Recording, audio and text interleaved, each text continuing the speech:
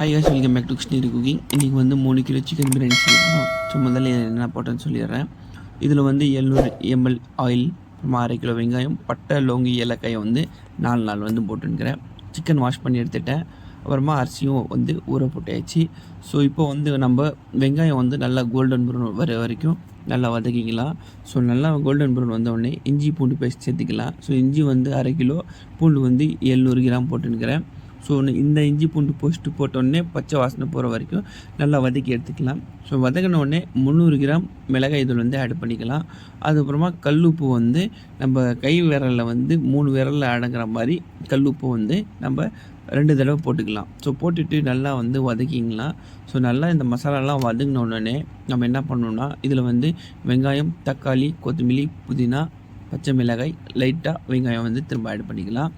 So இதில் வந்து தக்காளி வந்து 1.5 கிலோ தக்காளி, வெங்காயம் வந்து 1/2 கிலோ வெங்காயம், அப்புறமா கொத்தமல்லி, புதினா வந்து கால் கட்டு, பச்சை மிளகாய் வந்து ஒரு 5லேருந்து 6 பச்சை மிளகாய், அதுக்கப்புறமா தயிர் வந்து 1/2 லிட்டர்லேருந்து ஒரு 200 ml மிச்சம் பண்ணி 300 ml போட்டுக்கோங்க.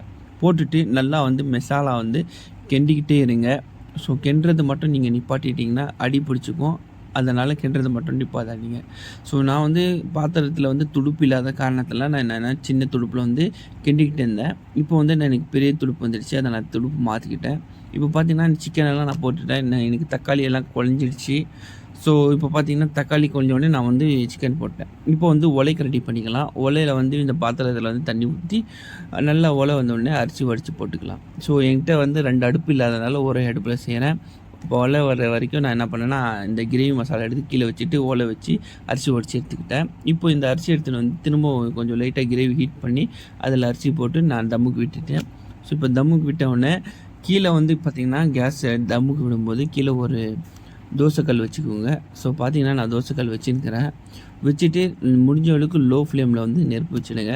நெருப்பு லோ ஃப்ளேமில் வச்சோடனே ஒரு 20லேருந்து 30 நிமிஷம் நீங்கள் அப்படியே விட்டுடுங்க. ஸோ விட்டுட்டிங்கன்னா நம்மளுக்கு பிரியாணி வந்து நல்லா தம் ஆகிடும். இப்போ பார்த்தீங்கன்னா இங்கே பிரியாணி வந்து சூப்பராக ரெடி ஆகிடுச்சு. ஸோ பார்த்தீங்கன்னா அரிசியெல்லாம் பார்த்தீங்கன்னா க்ளீனாக உதிரியாக இருக்குது.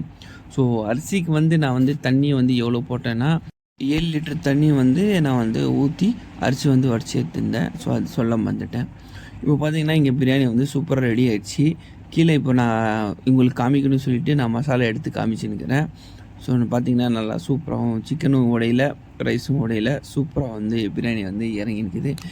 ஸோ கீழே வந்து அடியில் பார்த்தீங்கன்னா எங்களுக்கு கொஞ்சம் கூட அடி பிடிக்கல. ஓகேவா? ஸோ இந்த வீடியோ உங்களுக்கு பிடிச்சிருந்தால் லைக் ஷேர் கண்டிப்பாக பண்ணுங்கள். டாடா பை பை.